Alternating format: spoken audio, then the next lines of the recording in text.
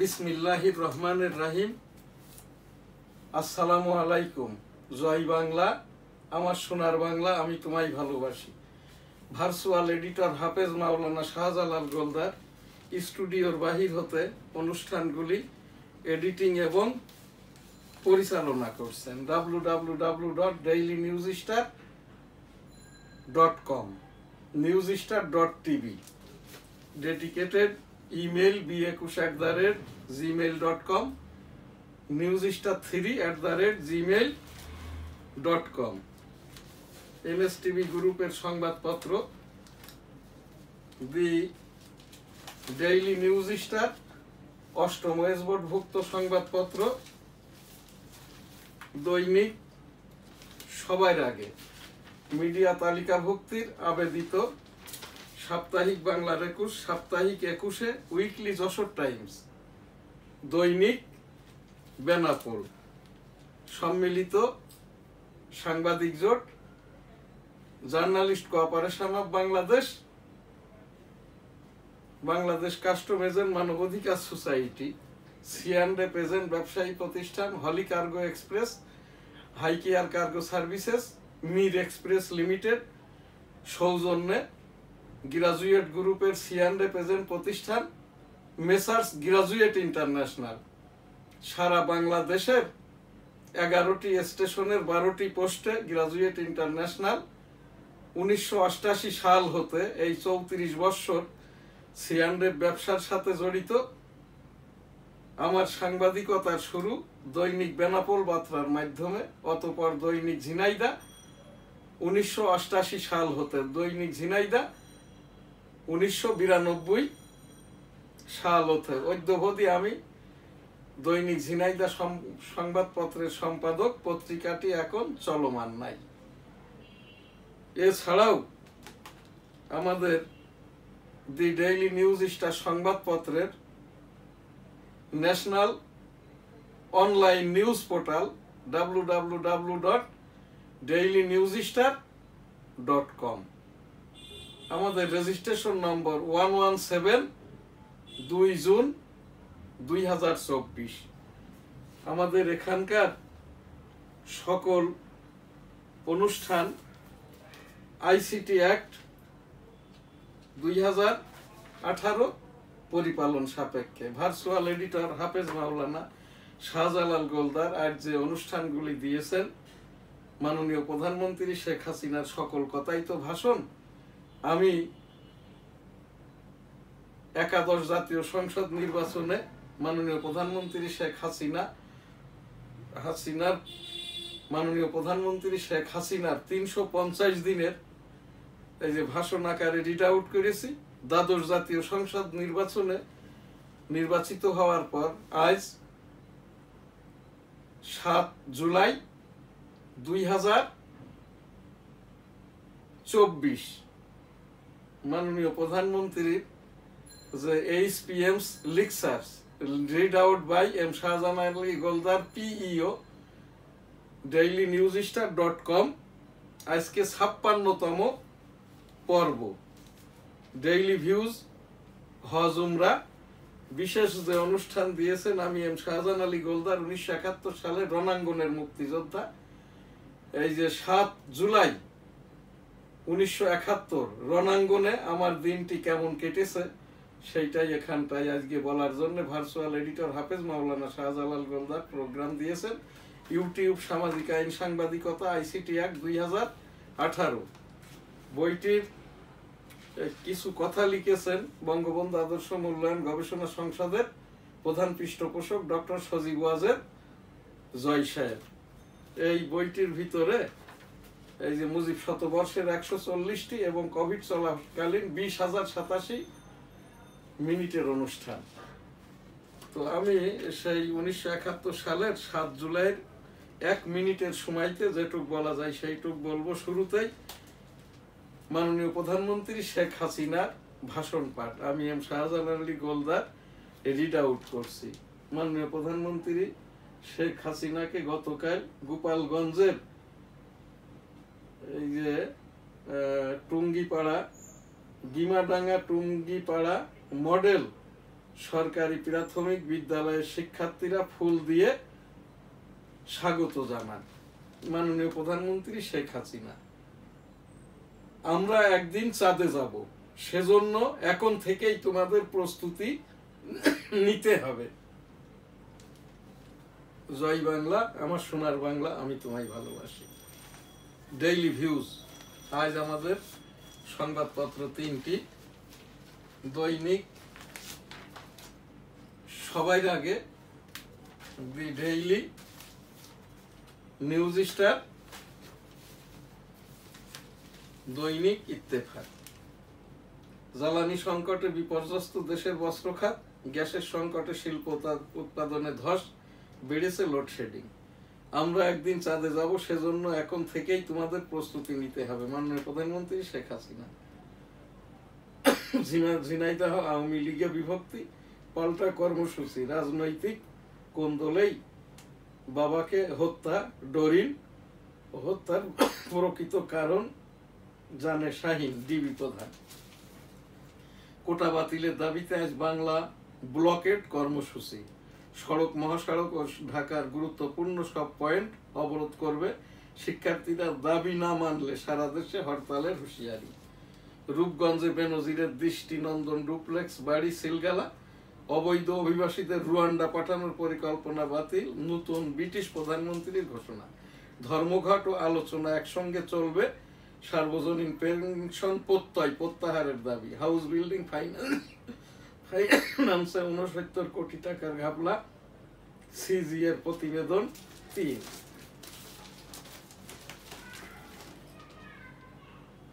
নির্বাচন থেকে সরে দাঁড়ানোর চাপ, শুধু ঈশ্বরই আমাকে রাজি করাতে পারেন, বাইডেন। ইরানের নতুন প্রেসিডেন্ট মাসুদ পেজেশকিয়ান তেহরানের সঙ্গে সম্পর্ক উন্নয়নে আগ্রহ প্রকাশ সৌদি। মোদির রাজ্য সফরে রাহুল বললেন, গুজরাটেও এবার হারবে বিজেপি। নিহত 4 বন্ধুর একসঙ্গে জানাজা, একই কবরস্থানে পাশাপাশি দাফন। ঈশ্বর দিতে ঘটনা। পবিত্র আশুরা 17 জুলাই। ভারত বাংলাদেশের রাজনৈতিক বন্ধু, চীন উন্নয়নের বন্ধু। কাদের? সাবধান, শহরে ঘুরছে শয়তানের নিঃশ্বাস। অবচেতন মনে টাকা ও মূল্যবান জিনিস তুলে দেয় প্রতারকের হাতে। কুড়িগ্রামে বন্যা পরিস্থিতির আরো অবনতি, বিদ্যুৎস্পৃষ্ট হয়ে 3 মৃত্যু।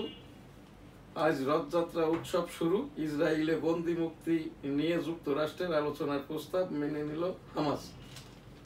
আম রপ্তানিকারক শীর্ষ দেশের ধারে কাছেও নেই বাংলাদেশ। ইউরোপের দেশগুলো চাই গুড এগ্রিকালচারাল প্র্যাকটিস অনুসরণ করে আম উৎপাদন। বেলাবতে অনুমোদনহীন বিটুমিন উৎপাদনকারী প্রতিষ্ঠানে বিস্ফোরণ। চায়ের উৎপাদন লক্ষ্যমাত্রা 108 মিলিয়ন কেজি। আজকের এখানে ডেইলি ভিউজের অনুষ্ঠান যে খবর রিড আউট করলাম,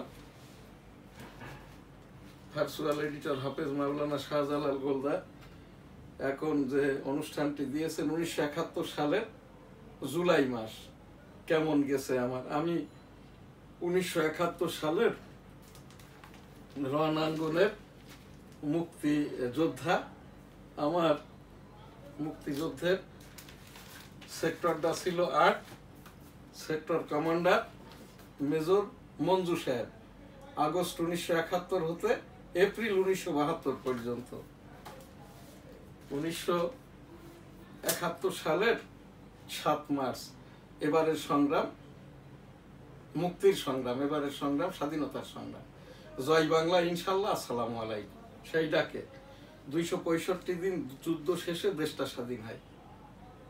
জয় বাংলা, আমার সোনার বাংলা, আমি তোমায় ভালোবাসি। আমি সেই 265 দিনেরই রণাঙ্গনের যোদ্ধা। আমরা তো রাত্রে বেলায় ওই যে রিফিউজি ক্যাম্পে থাকতাম, বনগাঁ বেনাপোল রণাঙ্গনের জয়ন্তীপুর রিফিউজি ক্যাম্প বালুর মাঠে। দিনের বেলায় আমরা ওই সাদিপুর এসে আর কি মুক্ত অঞ্চল থেকে, আউট জোন থেকে আর কি ওই যে রাজাকারদের, খানসেনাদের জিপ গাড়ি গোলাগুলি ছাড়ার স্থান থেকে রিপোর্ট করতাম। তো এইরকম একটি দিনে গাছে উঠে দেখার সময় তো আমার এই বাম কানটা নষ্ট হয়। তো ওই রকম তখন বর্ষার সময় আমরা আর কি ওই তখন দুই দেশ হতে প্রচন্ড গোলাগুলি হচ্ছে, তখন আর কি যে হাকন নদী এবং 26 নম্বর পিলারের মাঝ দিয়ে যে জীবন গাছের নিচ দিয়ে ল্যান্ড ট্যাঙ্কার ঢুকেছিল, ওই জায়গাটা থেকে আসতে না পেরে আমরা তখন ওই হাকন নদীতে ঝাঁপ দিয়ে, তখন জোয়ার ভাটা চলমান ছিল, আমরা নদী সাঁতরে পার হওয়ার সময় আর কি অনেকটা দূর আর কি এপার থেকে ওপারে যাইতে প্রায় 400 গজের মতো এই সাঁতার কেটে ওই কূলে উঠার আগে দিয়েই আর কি এই অনেকটা দূর নিয়ে চলে যায় বহু কষ্টে আর কি। ওই দিন সেই রণাঙ্গনের ওয়ারফিল্ড পাড়ি দিয়ে আমরা সাদিপুর হতে জয়ন্তীপুর এই যে যাই, এই রকমটা ভাবেই আমাদের মুক্তিযুদ্ধের 265 দিনেরই আমি যোদ্ধা এখানটায় আজকে রাখছি। লাব্বাইক আল্লাহুম্মা লাব্বাইক, লাব্বাইক লা শারীকা লাক লাব্বাইক, ইন্নাল হামদা ওয়ান নিয়ামাতা লাকা আল মুলক লা শারীকা লাক। রাব্বুল আলামিন বিশ্বের সকল মানুষকে একবার করে অন্তত হজ উমরা করার তৌফিক দান করুন, আমিন। এনএসটিভির নিয়মিত যে একটি অনুষ্ঠান 1987 সাল হতে আমি ডেমোক্রেটিক বাংলাদেশের প্রেসিডেন্ট অদ্যাবধি এই যে গণতন্ত্র, নির্বাচন, ভোট এর ওপরেই গবেষণা করে থাকি, যে মর্মে 2001 সাল থেকে এই পর্যন্ত একাধিকবার আমেরিকাতে গিয়েছি। সেখান থেকে এবং এই যে রাষ্ট্র পরিচালনায় অধিদপ্তর পরিদপ্তরগুলো সহ সচিবালয় ভিত্তিক পদায়ন পদোন্নতিটা নিয়মতান্ত্রিক ভাবেই না হলে যা হবার তাই হবে, এই জন্যই আর কি নিয়মতান্ত্রিক ভাবে পদায়ন পদোন্নতি দিয়ে যারাই বিসিএস পিএসসি দিয়ে এই যে যোগদান করেন, তারাই অধিদপ্তর পরিদপ্তরগুলোর যদি মহাপরিচালক হন এবং এই চেয়ারম্যান হন, এমডি ডিএমডি হন, তাহলে মাননীয় প্রধানমন্ত্রী শেখ হাসিনার যে কথা, যারা উৎকোচ গ্রহণ করে অনৈতিক সুবিধা নিয়ে সুবিধা পাইয়ে দেয়, রাষ্ট্রের ক্ষতি করে, রাজস্বের ক্ষতি করে, তাদের নাম ধাম বলে আর কি আপনারা এটা পরিচিতি করিয়ে দিন। এই রকমটাই আর কি 2017 সাল থেকে চলচ্চিত্র প্রকাশনা অধিদপ্তরে মহাপরিচালক ছিলেন না, আক্তার হোসেন সাহেব নিযুক্তি পেয়েছেন। আমি এই এনএসটিভি টেবিল থেকে দি ডেইলি নিউজ স্টার পত্রিকায় 2017 সাল থেকেই বলে আসছি, যে কারণে সমগুলাম কিবরিয়া আমার এই যে দি ডেইলি নিউজ স্টার পত্রিকার আগস্ট 2020-তে আমি কেন সংবাদপত্র নিবন্ধন শাখায় জমা দেই নাই, এই জন্য আমার মিডিয়া বোর্ড ওএস বোর্ড বাতিল করে। ওই সময়টাই স্টেট কোয়ারেন্টাইনের আওতায় ছিল। এখন সেই চলচ্চিত্র প্রকাশন অধিদপ্তরের নিয়মতান্ত্রিক মহাপরিচালক নিযুক্তি পেয়েছেন। ইতিমধ্যে আরেকটি এই যে মিথ্যাচারের মাধ্যমে জনপ্রশাসন মন্ত্রণালয় হতে নাইমুল ইসলাম খানকে এমিটেটস এডিটর হিসেবে যোগ্যতা অর্জনকারী হিসেবে জনপ্রশাসন মন্ত্রণালয়ের অতিরিক্ত সচিব এবং উপসচিব আর কি নাইমুল ইসলাম খানকে মাননীয় প্রধানমন্ত্রী শেখ হাসিনা প্রেস সচিব নিযুক্তি দিয়েছেন। এটা কতটা আইনসম্মত এটা আমার কোনো প্রশ্ন না, জিজ্ঞাসাও না। আইসিটি অ্যাক্ট এবং 1973 সালে ছাপাখানা প্রকাশনা আইন অনুপাতে নিয়মতান্ত্রিক ভাবেই আর কি মাননীয় প্রধানমন্ত্রী শেখ হাসিনা প্রেস সচিব নিযুক্ত হওয়া আইনসম্মত। এমিরেটস এডিটর হিসেবে নাইমুল ইসলাম খান মিথ্যাচারের মাধ্যমে সাংবাদিক সম্প্রদায়কে, সম্পাদক সম্প্রদায়কে হেয় প্রতিপন্ন করেছেন। এইটা আমি 1988 সাল হতে আমি এই যে হাইকোর্টের রাজস্ব আইনজীবী হিসাবে আমি এই যে অ্যাডভাইজারি লয়ার হিসেবে কাজটা করে থাকি। আমার সারা বাংলাদেশের 11টি স্টেশনের 12টি পোস্টে সিঅ্যান্ডের ব্যবসা চলমান। তো সেখান থেকেই আর কি এইরকম নিয়মতান্ত্রিক পদায়ন পদোন্নতি যতদিন না ভাবে নিয়মতান্ত্রিক ভাবে হবে ততদিন কিন্তু এই দেশের এই যেমন এখন সংবাদপত্র তথ্য মন্ত্রণালয় ইত্যাদি আর কি। এখন অপর র্যাঙ্কিং এ 165-তে, যেটা আমরা তথ্য মন্ত্রণালয় অধীন 200 দেশের ভিতরে 142 র্যাঙ্কিং এ ছিলাম। এখান থেকে এনএসটিভির টেবিল থেকে আরেকটি উপস্থাপনা, মাননীয় প্রধানমন্ত্রী শেখ হাসিনার যে ঘোষণা, যারা মুক্তিযুদ্ধের জন্য মুক্তিযুদ্ধ করেছে, মুক্তিযোদ্ধা হিসাবে নিবন্ধিত হতে পারেন নাই, আবেদিত তাদেরকে, এবং যারা মাইনর মুক্তিযুদ্ধ করেছে এবং ভারতীয় এই যে কাগজপত্র বা নিবন্ধন সনদ আছে, তাদেরকে এই যে মুক্তিযোদ্ধা হিসাবে নিবন্ধনের আওতায় নিবেন। মাননীয় প্রধানমন্ত্রী শেখ হাসিনা এই ঘোষণাকে এনএসটিভির এই টেবিল থেকে আর কি আমরা আবারও উপস্থাপনা করলাম। ইউটিউব সামাজিক আইন সাংবাদিকতা আইসিটি অ্যাক্ট 2018 বইটির মূল্য 500 টাকা।